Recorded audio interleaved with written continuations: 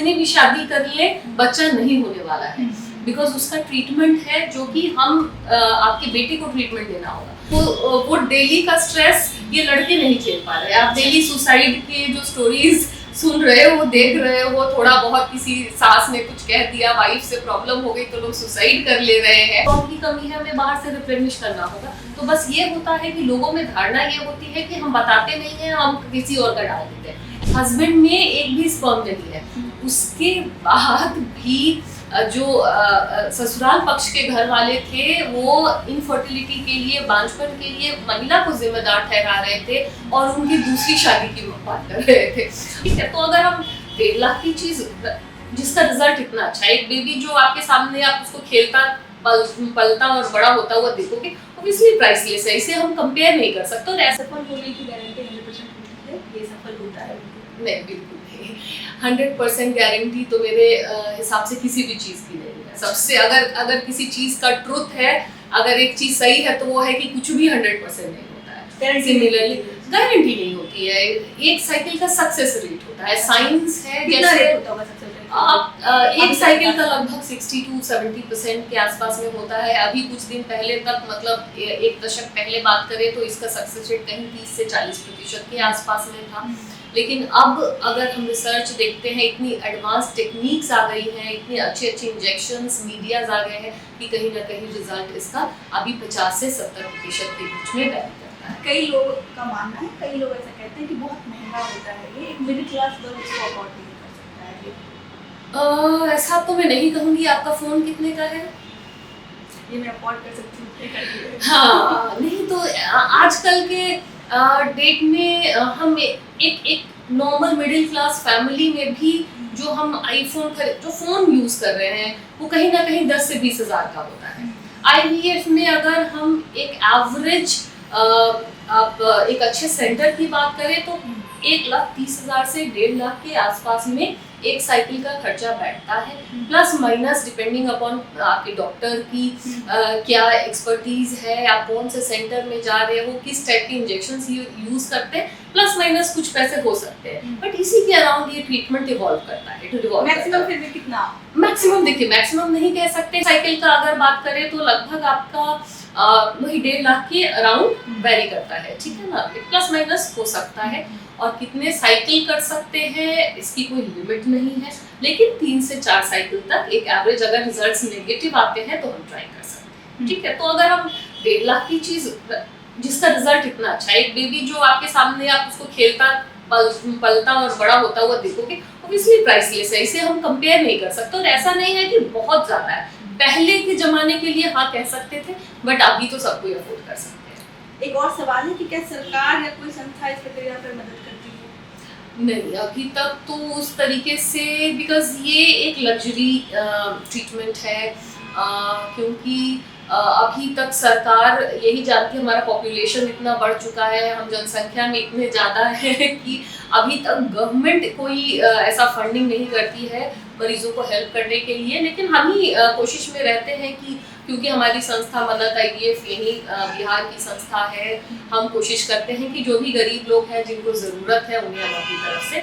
जितनी मदद है प्रोवाइड करते हैं। एक सवाल ये भी है कि मैंने बहुत बार देखा है कि मानसिक रूप से स्ट्रांग होना, महिलाएं जिनको समाज की तरफ से कहा गया है कि वो माँ नहीं बन सकती है, वो आपके पास आती है, वो कहती है कि मुझे माँ बनना है, तो उन महिलाओं को कैसे डील करते हैं आप? क्योंकि वो कहीं ना कहीं मानसिक रूप से बहुत कमजोर हो जाते हैं सामाजिक यातनाएं झेलते झेलते। मुझे तो लगता है कि इतनी सामाजिक यातनाएं उन्हें स्ट्रांग ही बनाती हैं, कमजोर तो नहीं बनाती हैं, क्योंकि वो डेली का स्ट्रेस ये लड़के नहीं झेल पा रहे। आप डेली सुसाइड के जो स्टोरीज सुन रहे हो, देख रहे हो, थोड़ा बहुत किसी सास ने कुछ कह दिया, वाइफ से प्रॉब्लम हो गई तो लोग सुसाइड कर ले रहे हैं।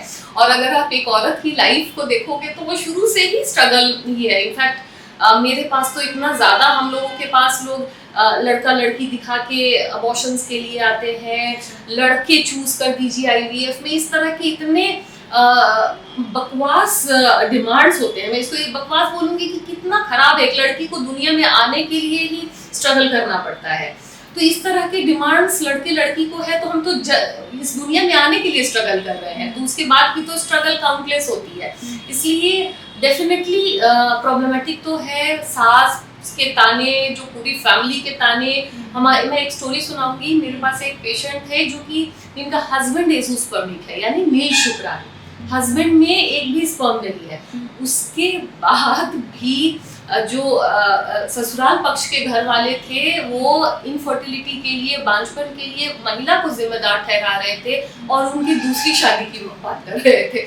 मैं खुद आई वॉज काउंसलिंग उनकी जो सासू माँ है उनको मैं बता रही थी कि आप कुछ भी कर लो, आपके बेटे में प्रॉब्लम है, आप नहीं इस तरीके से दूसरी शादी करा के आप इनका घर बसा सकते हो या उनको बच्चा हो जाएगा, ये पॉसिबल नहीं है। उसके बाद भी उनको मैं समझा नहीं सकी। फाइनली देवर की हमको अपने बेटे की शादी करानी है। आप सोचो कि ऐसे मानसिकता के लोगों को हम कैसे चेंज कर सकते हैं। वो समझने के लिए तैयार ही नहीं है कि बेटे में प्रॉब्लम है, हम कितनी भी शादी कर लें बच्चा नहीं होने वाला है, बिकॉज उसका ट्रीटमेंट है जो कि हम आपके बेटे को ट्रीटमेंट देना होगा। तो ऐसी मानसिकता है, महिलाएं इसको झेलते झेलते काफ़ी स्ट्रांग हो जाती हैं, लेकिन हम अपने तरफ से जितना सपोर्ट कर सकते हैं उनको मेंटली, उनको अपने, सबसे इम्पोर्टेंट होता है कि जो हम ट्रीटमेंट कर रहे हैं उसको पेशेंट को अच्छे से समझाना, क्या रीज़न है इनफर्टिलिटी का, क्या हम करने वाले हैं। इतनी ही अगर बातें हम अच्छे से पेशेंट को समझा देते हैं तो उनका कॉन्फिडेंस बहुत बढ़ जाता है और पेशेंट आराम से ट्रीटमेंट ले लेता है, कोई इशूज़ नहीं। क्या आपके पास कभी ऐसा कोई केस आया है जिसमें जेंडर चूज करने की बात करी? मैंने तो आपको बताया, लड़का ही होना चाहिए, डेली हो रहा है तो डेली अगर हम इतना खर्च कर रहे हैं तो लड़का ही होना चाहिए। बस एग्जैक्टली ये सेम लाइन, जब इतना खर्च ही कर रहे हैं तो लड़का ही दे दीजिए। दिस इज द लाइन कि हम चाइल्ड डेली सोचते हैं कि संतान चाहिए, बच्चा चाहिए, लड़का चाहिए। एग्जैक्टली अगर कभी ट्विन हो गया और 2 लड़की हो गई तो घर में मतलब इतना सैड माहौल बन जाता है। खुद जो डॉक्टर सिजेरियन करती है वो हमें गिल्ट होने लगता है, भाई हमने ऐसा क्या कर दिया अगर लड़की पैदा हो गई। These are the things which we face daily. बहुत अभी भी सिचुएशन बहुत खराब है, हमें अभी भी संभलने की ज़रूरत है, अभी हम बहुत पीछे हैं और इसको मुझे लगता है कि एजुकेशन चेंज कर सकती है, ज़्यादा से ज़्यादा लड़कियों को पढ़ाए, आगे बढ़ाए, जिससे कि मानसिकता हमारे समाज की बदल जाएगी। एक और भी बात है कि जब IVF से बच्चा होता है तो सवाल उठते हैं कि उसके DNA पर, ब्लड्स पे, वो माँ बाप के लिए होते हैं या कुछ और चीज़ें इसको लेकर? देखिए, अच्छा सवाल है, बहुत अच्छा सवाल है। ये डिपेंड करता है इन द सेंस कि IVF पद्धति जो है बहुत तरीके की होती है। इसमें ज़्यादातर केसेस सेल्फ स्पर्म से किए जाते हैं, यानी खुद के अंडे खुद का स्पर्म। कई बार ऐसा होता है कि जैसे मैंने अभी केस बताया, नील शुक्राणु है या फिर अंडे समाप्त हो गए हैं या महिला का बहुत अर्ली मेनोपॉज हो गया, रजोनी वृद्धि हो गई, मासिक खत्म हो गया। वैसे केसेस में अगर आपके अंडे नहीं है, स्पर्म नहीं है, तो एग डोनेशंस या स्पर्म डोनेशंस की जाती है, यानी अंडे या स्पर्म किसी और से दिए जाते हैं।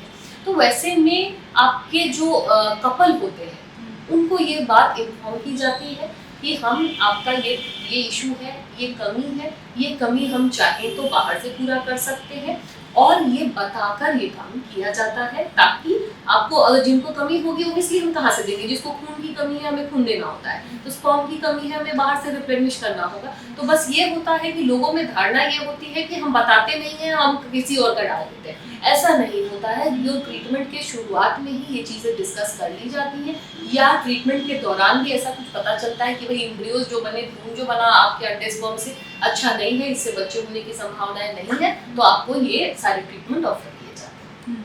अच्छा, ये सच्चाई है कि अधिकतर बच्चे जो IVF से होते हैं वो ट्विंस होते हैं? सच्चाई नहीं है, लेकिन है भी। हाँ बिल्कुल, सच्चाई 100% नहीं होता है।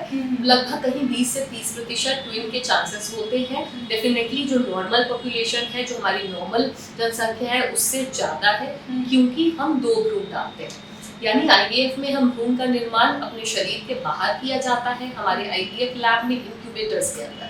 तो जो हम भ्रूण डालते हैं गर्भाशय में, जिसे हम एम्ब्रियो ट्रांसफर कहते हैं, रिजल्ट्स को अच्छा करने के लिए 2 एम्ब्रियोज डाले जाते हैं। अगर दोनों एम्ब्रियोज लग गए तो ट्विन हो जाते हैं, जिसकी जो 20 to 30% चांसेस होते हैं। तो डेफिनेटली नॉर्मल पॉपुलेशन से ज़्यादा होते हैं, लेकिन 100% नहीं होता है।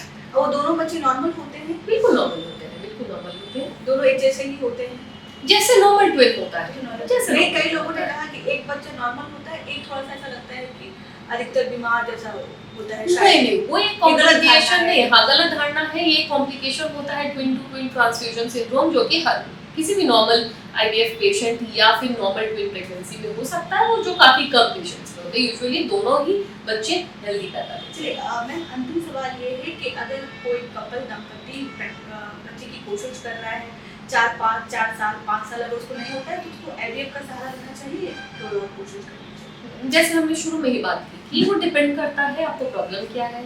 आपकी जब भी आप आओगे, आपकी पूरी जांच की जाती है या पुराने रिपोर्ट्स भी है उनकी स्टडी की जाती है। अगर कोई ऐसा कारण निकल के आया जिसमें आईवीएफ के अलावा कोई उपाय नहीं है, तो इसलिए आप आईवीएफ के लिए जाइए। या ऐसा लगता है कि कुछ अच्छा ट्रीटमेंट आईयूआई या ओवुलेशन रिडक्शन से हम पेशेंट को हेल्प कर सकते हैं, तो हम कुछ महीने देख सकते हैं। तो 5 साल अपने आप में बहुत बड़ा समय है, लेकिन कुछ शुरुआती दिन अगर मरीज के पास टाइम है तो हम प्लान कर सकते हैं, अदरवाइज आईवीएफ। ठीक है, चलिए मैम, बहुत बहुत शुक्रिया। तो हमारे साथ मन्नत आईवीएफ की डॉक्टर खुशबू थी, आपने उनको सुना।